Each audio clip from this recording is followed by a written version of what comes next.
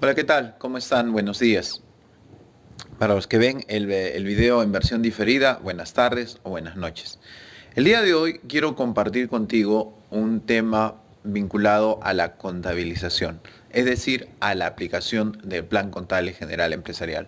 Pero más allá de hacer un asiento, lo que quiero compartir contigo es la lógica del funcionamiento de esta transacción en una declaración tributaria y cómo nosotros vamos a trasladarlo a cuentas contables. Tal como habrás visto en el título del presente material, vamos a hablar de la contabilización del saldo a favor, particularmente en el caso del impuesto a la renta. Nosotros tenemos dos conceptos que podemos deducir. Por ejemplo, tengo dentro de una declaración anual del impuesto a la renta pérdidas tributarias que puedo aplicarlas y tengo también el tema de pagos a cuenta. Por citar uno de varias posibilidades para compensar. ¿Por qué saldría un saldo a favor? Por ejemplo, si yo tengo una pérdida tributaria y supera la renta neta, ¿obtendré un saldo a favor? La respuesta es no. ¿Por qué? Porque las pérdidas tributarias se netean contra los resultados del periodo. Y si la pérdida tributaria es mayor a la renta neta de ese ejercicio, lo que vamos a tener es una pérdida arrastrable, no un saldo a favor. Los saldos a favor se generan usualmente de la siguiente manera. Cuando tú tienes un formulario virtual, que es lo que tenemos ahora para trabajar la declaración anual del impuesto a la renta, tienes dos posibilidades. Dices, créditos con derecho a devolución y créditos sin derecho a devolución. En el primer rubro, los créditos con derecho a devolución son los que nos generarían un saldo a favor, en el sentido de que nosotros no pidamos o solicitemos una devolución, sino la aplicación contra un tributo futuro. Eso es un saldo a favor. Por lo tanto, nosotros cuando vamos a hablar acerca de cómo se genera, habría que identificar cuáles son los créditos típicos con los que nosotros tendríamos que encontrarnos dentro de una declaración o que se deberían registrar. Por ejemplo, tenemos el caso más emblemático que es pago a cuenta del impuesto a la renta. Si yo tengo un pago a cuenta y los montos de los pagos a cuenta exceden al impuesto anual, entonces tengo un saldo a favor. Otro tema es el saldo a favor de ejercicios anteriores, que lo estaba aplicando contra pagos a cuenta y que todavía me queda un saldo y voy a aplicarlo en esta declaración anual. Ese es otro ejemplo de otro crédito. Otro caso, por ejemplo, podemos citar, es el caso del ITAN. Entonces, en líneas generales, hay que tener bastante cuidado. Pero tú me dices un rato, en el caso del ITAN, que yo sepa, solamente se puede aplicar en un periodo. Dionisio, ¿en qué casos el ITAN se vuelve saldo a favor? Un buen detalle, amigos, si es que usted está prestando atención, probablemente se da cuenta de ese detalle. Si nosotros compensamos en una declaración mensual el ITAN contra un pago a cuenta, ese pago a cuenta ya va a generarme un saldo a favor. Pero si yo tengo un importe del ITAN y ese importe del ITAN yo lo aplico en la declaración anual del impuesto a la renta, ¿ya?, y me queda un saldo de ITAN, eso más bien no voy a poder compensarlo a futuro. No va a ser un saldo a favor. Lo que pasa, de acuerdo al tratamiento normativo específico, se convierte en un importe por el cual yo debo solicitar devolución. ¿Ya? Hay que hacer la precisión respectiva por el ITAN, para evitar confusiones. Pero echémosle unos números, ¿te parece? Para poder trabajar este tema.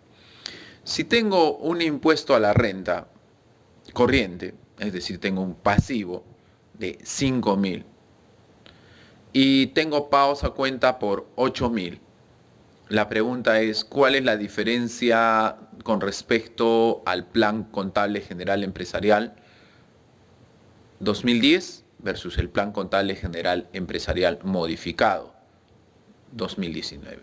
¿Qué opinas? Me dice. Bien, primero chequemos los números. Yo tengo pagos a cuenta, esos pagos a cuenta, ¿cuántos son? Suman 8.000 del periodo. Perfecto. Y me sale en mi declaración anual un impuesto a la renta de 5.000. Perfecto.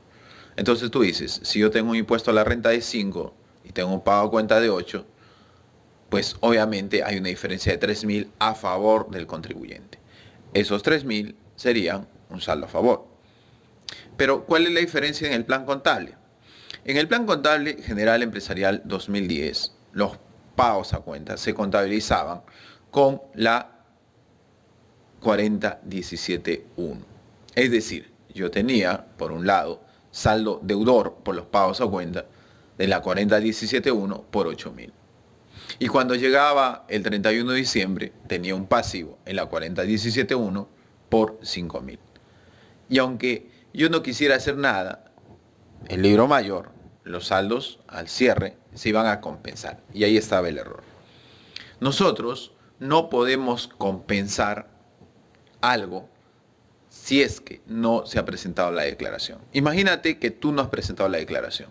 Entonces, en ningún momento se va a compensar esos pagos a cuenta con ese impuesto a la renta. Porque la compensación se da cuando nosotros vamos a extinguir una deuda tributaria. Y en el caso de la compensación, eso se materializa con una declaración. ¿Ya? Detalle importante. Ahora, por eso es que en el Plan Contable General Empresarial, modificado 2019, ahora los pagos a cuenta los vas a encontrar en la 1671. Ya, repito, en la 1671. Todos tus pagos a cuenta por 8.000 soles en la 1671. Y tu impuesto a la renta, tu pasivo, ¿cuánto? 5.000 por el lado de la 4017.1. Llega el 31 de diciembre 2020, por ejemplo, ¿y qué pasa? ¿Compensas? No, ya te pones a pensar. Tengo en la 1671 8.000 y tengo una deuda de 5.000. Cuando llegue el momento de la declaración, ¡pum!, ahí se va a compensar. ¿Ya? Tienes que tener cuidado con ese detalle. Ahora, otro aspecto que también hay que contrastar y que es muy importante, sobre todo a partir del 2020 para adelante. Volvamos a nuestro caso. ¿Ya? Volvamos a nuestro caso. Yo contabilizo mis pagos a cuenta en la 1671. ¿Por cuánto está? Mi 1671 está por 8.000. Perfecto. Luego tengo mi pasivo por impuesto a la renta. Perfecto. ¿Cómo tienes tu pasivo por impuesto a la renta? Por 5.000. Eso lo tienes en la 4017.1. Presentas tu declaración. ¿Cuánto es lo que tú vas a compensar? Pues solamente puedo compensar 5.000. Una regla importante. Solo se puede compensar hasta el importe total de una deuda. ¿Cómo sería ese ascenso? Tú dirías, bueno, voy a cargar a la 4017.1 por 5.000 con abono a la 1671 5.000. Pero alto, la 1671 ¿cuánto era? Era 8.000. Te está quedando 3.000 de diferencia. ¿Qué haces? ¿Presentaste la declaración y lo dejas así? Claro, Dionisio, son pagos a cuenta. Ahí viene el pequeño detalle, mi amigo, que tienes que tener mucho cuidado a partir de este año, a partir de las declaraciones de los siguientes años. Cuando tú tienes un saldo a favor y en tu declaración dices que lo vas a aplicar, en ese momento, esa 1671 que tienes por 3.000, cuando haces tu declaración tienes que reclasificarla y ponerla como una 4017.1. ¿Ya? Porque la 1671 solamente aplica para pagos a cuenta, no para saldos a favor. Los saldos a favor o el impuesto a la renta como pasivo se manejan con la 4017.1. Ten en cuenta ese detalle. Probablemente tú lo veas irrelevante, pero para las personas que hacemos análisis de cuentas, eso es crítico. ¿Ya? Eso es crítico. Bien, pero viene otro tema también interesante. Probablemente un colega nos consulte y nos diga, ¿sabes qué? Perfecto, yo ya tengo claro que tengo mi saldo a favor en la 1671. No, ya te dije que los saldos a favor no se manejan con la 1671.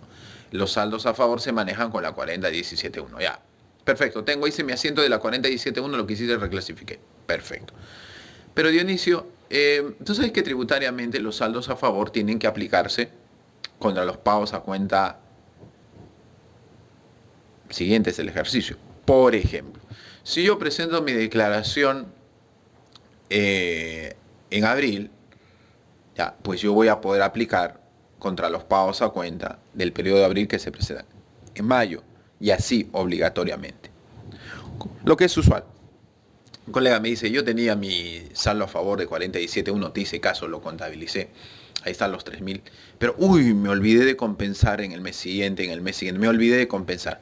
Bueno, si te olvidaste de compensar, entonces el problema está de que no vas a poder arrastrar ese saldo, saltarte los meses e irte de frente a la declaración anual, porque la norma es clara.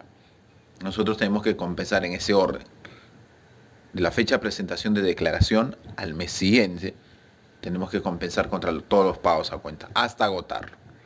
Pero Dionisio, me olvidé, ¿qué hago? Y lo perdí. Me dice, ¿perdiste el saldo a favor? Sí. ¿Debo hacer algún asiento contable? Sí. Si tú ya sabes que ese saldo a favor lo perdiste, no lo vas a poder aplicar, ahí viene el problema cuando muchos colegas hacen trabajo de análisis de cuenta en su contabilidad. Los saldos a favor que lo perdieron y que saben que no lo van a aplicar, lo tienen en las declaraciones, lo tienen en papel de trabajo, pero en su contabilidad no está. No está. Entonces, si tú pierdes un saldo a favor, ¿cuál es el asiento que tendrías que hacer? ¿Dónde está tu saldo a favor? Está en el debe, Dionisio, con 40.17.1 por 3.000. Si lo perdiste, entonces vas a abonar a la 40.17.1 porque vas a eliminar ese saldo por 3.000 y vas a cargar al gasto. ¿A qué cuenta de gasto? A la cuenta de gasto de tributos. Perfecto. Pero la pregunta cae por su propio peso. Dionisio, disculpa, ¿es aceptado tributariamente? Buen punto. Me voy a pasar a otro tributo. En el caso del IGB, lo que nos dice la norma es, si yo no puedo aplicar un crédito fiscal, entonces se convierte en costo y gasto. Pero no me dice si es que me olvidé, me dice si yo no puedo aplicar un crédito fiscal. Si no puedo aplicar un IGB destinado a crédito fiscal como debió ser por una restricción normativa, eso se convierte en costo y gasto. ¿Ya? Pero si me olvidé, es otra cosa, la norma no dice nada. En renta tampoco, en renta no te dice, si un contribuyente se olvidó de arrastrar su saldo a favor y luego se da cuenta y decide ya renunciar a ese saldo a favor, ¿en qué se convierte? ¿Cómo se...? No dice, porque la norma del impuesto a la renta no dice cómo contabilizar. Eso nosotros contablemente lo vamos a registrar contra una 64. Pero ¿es aceptable o no, Dionisio? Punto número 1. Si nosotros hacemos un análisis tributario de esto, encontramos dentro de la norma alguna prohibición, no hay ninguna prohibición.